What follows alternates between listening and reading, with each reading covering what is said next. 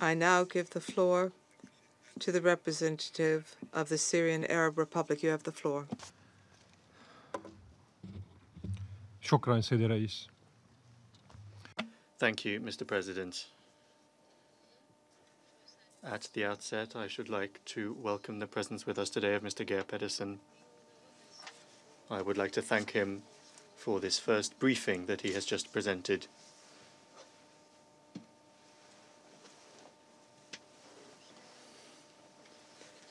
Dear Geir Pedersen, today I would like to express my sympathy and my solidarity in the face of this worrisome amount of preconditions and refusals expressed by some, and I repeat, by some of our colleagues, while others have encouraged you to move forward in your mission and to carry out your noble task.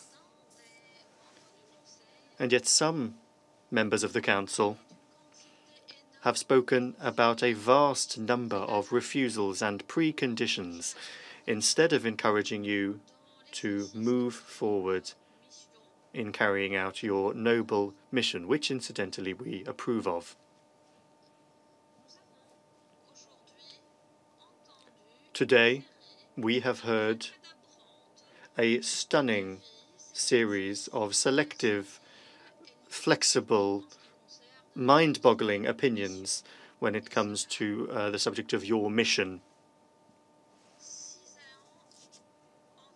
And that comes around 6 years after the creation of the post of Special Envoy for Syria. And so, 6 years on, we continue to have these lunatic, stunning, selective opinions expressed over the mandate of the Special Envoy. As you know, the objective of these opinions is to stick a spoke in the wheels and to hamper you in your efforts and your mission. The objective is to put political pressure on you and to mar your objective reading of the situation in the country. That is why my humble piece of advice for you, my dear colleague, Geir Pedersen, would be to reduce the number of briefings that you deliver to this Council. So, Geir, that you can carry out your noble mission according to the mandate handed down to you, which you understand very well and which we support. Mr. President, the Special Envoy, during his visit last month, held useful discussions in Damascus. We affirmed to him Syria's readiness to cooperate with him to guarantee the success of his mission to facilitate inter-Syrian dialogue, which is Syrian-led, in the aim of moving forward with the political process. This political process is a Syrian interest, first and foremost, more so than it is in the interest of any other country. It is an interest of Syria. And this in parallel with the pursuit of efforts aiming to eliminate terrorism and put an end to the illegitimate foreign presence across Syrian territory. And again, in parallel with the effective maintenance of Syria's sovereignty, unity, and territorial integrity. Any political process that does not take these elements into account will remain an unrealistic scenario that would have no political prospects.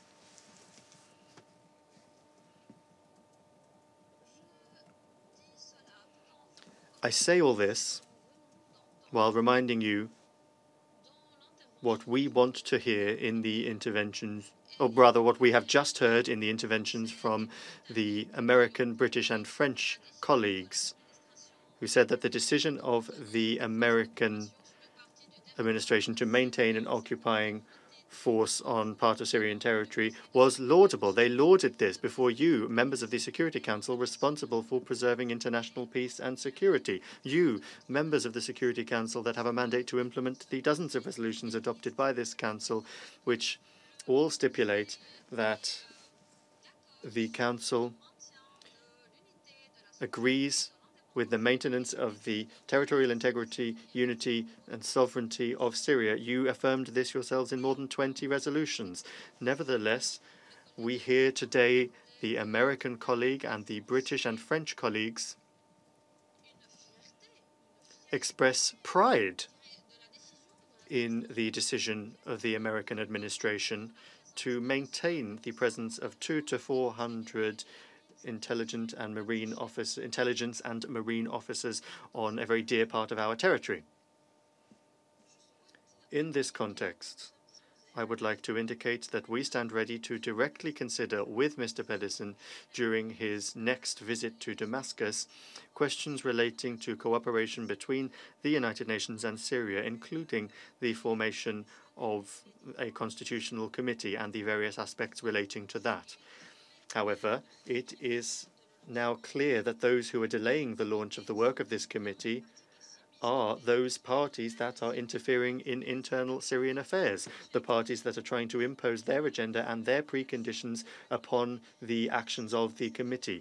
In this respect, we stress that any action pertaining to the constitution must be founded on the principle according to which the Syrian people is the only party that has the right to decide on its future without foreign interference, external interference, and this based on the principle according to which the constitution and all related issues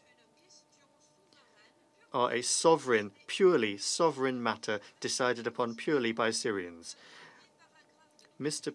President, the first paragraph of all the resolutions adopted by your august council on what you have called the Syrian crisis contains the following, and I quote, "The Security Council reaffirming once again its firm commitment to the sovereignty, independence, unity, territorial integrity of the Syrian Arab Republic and the principles and purposes of the United Nations Charter." End quote.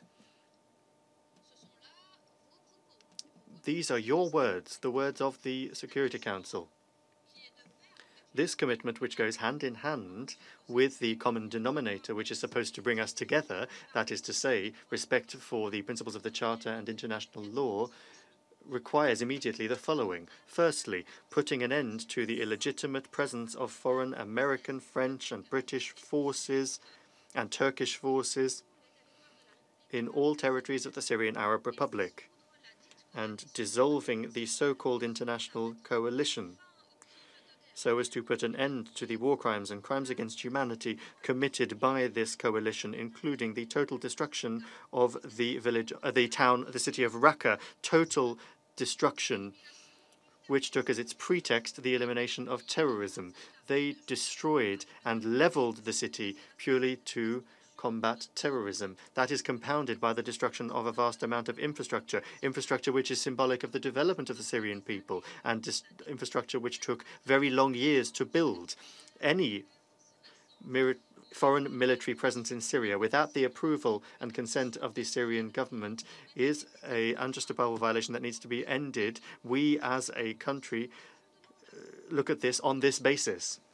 In that context, my country categorically refuses the hostile and flexible statement made by the American administration affirming the preservation of a reduced force in my country, regardless of the pretexts given to justify that presence. Secondly, supporting the efforts of the Syrian state, those of its allies and its friends, to combat the remnants of terrorist groups, namely Islamic State and the Al-Nusra Front, as well as entities and individuals related to them. What's more, stop supporting these terrorist groups and work to return foreign terrorist fighters, Europeans and others, to their countries of origin and bring them to book for the crimes that they have committed against the Syrian and Iraqi peoples. The fundamental pillar of the war, the terrorist war that my country, Syria, has seen, has always been the phenomenon of foreign terrorist fighters. These fighters have been brought from the four corners of the globe to Syria. Indeed, more than 100,000 terrorists have been sent to Syria from more than 100 member states of this international organization. Around 5 years after the Security Council's adoption of Resolution 21 70, which called for the immediate withdrawal of all foreign terrorist fighters from Syria, a European official has just told us, and I quote, that the return of our fellow citizens who are terrorists from Syria represents a danger for our countries. End quote. This official has thereby taken the propaganda of its country about these terrorists by presenting them as birds of terrorism and as birds of peace and as moderate opposition. Another European official has just told us that these terrorists are, and I quote, the enemies of the European nation, end quote. Thus, this official is burning their country's propaganda over many years, which describes these terrorists as friends of the Syrian people, end quote. You will all recall what was said by the former French Foreign Minister Laurent Fabius in Marrakesh on the 12th of December 2012. He said, and I quote, French jihadists are doing a good job in Syria, end quote. And I would say what Fabius said in French so that it can be remended. Font de bon boulot en Syrie. وما يزيد الطين بلة. Even worse than that,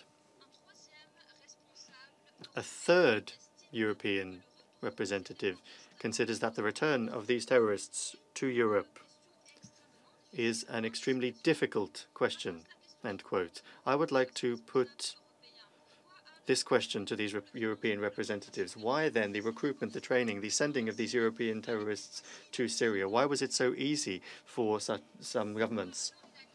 Why was it so easy at the time to send them to Syria as jihadists?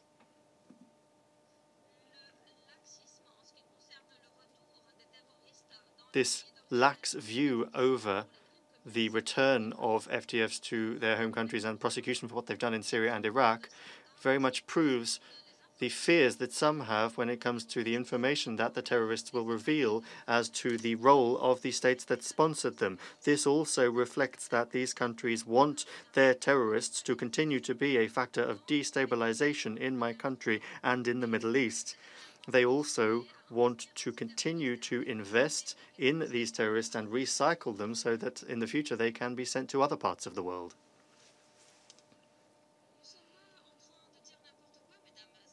We're not just saying any old thing, ladies and gentlemen. At a certain point, the Algerian authorities announced that they had detained hundreds of terrorists from the Islamic State and other organizations on the Algerian-Nigerian border. And when they conducted investigations of these terrorists, it was proven, it turned out, that these terrorists had come from Aleppo, from Syria. Who sent these terrorists from Aleppo in Syria to the border between Algeria and Niger in their hundreds? Who provided the transport and logistical support for them?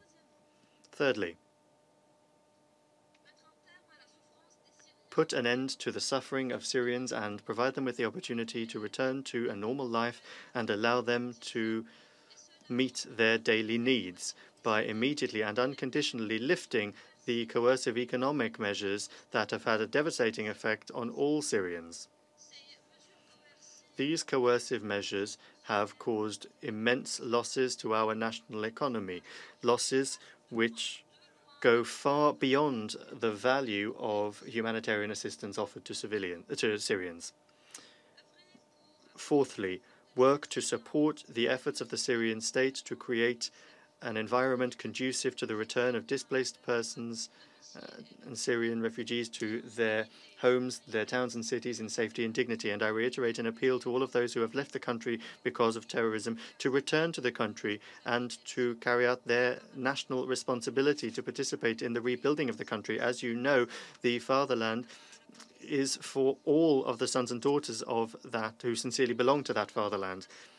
Our national anthem in Syria begins with the following verse, Mr. President. The high defenders of the fatherland, may peace be upon you, dignified souls refuse humiliation.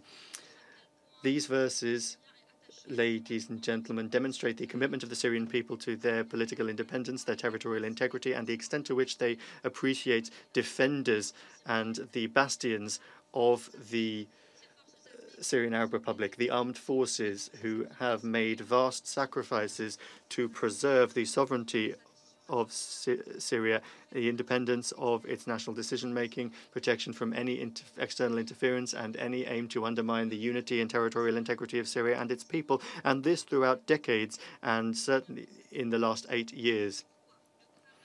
That is why the Syrian government, which has held fast over 8 years in the face of foreign interference and terrorism, is now determined to not allow through the agendas of hostile countries. We are determined now more than ever to recover all of our territory and liberate it from terrorism and the illegitimate foreign presence there.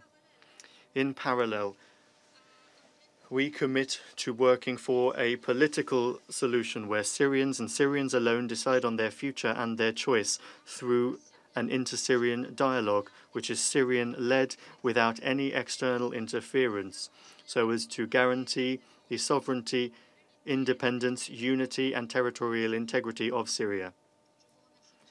Thank you, Mr. President. Doy las gracias. I thank the representative